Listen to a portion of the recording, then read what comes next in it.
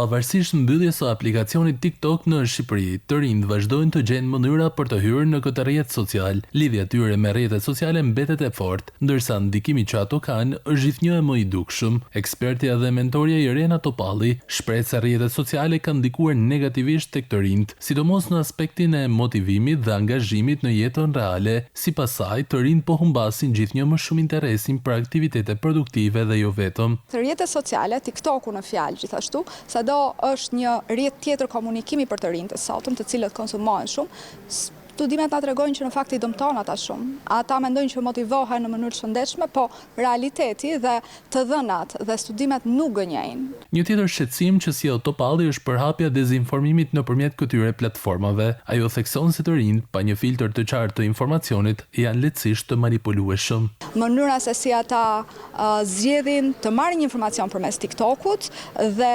sa duan që ta kontrollojnë është i vërtetë apo jo, dhe sa duan që ta bëjnë pjesë të tyre.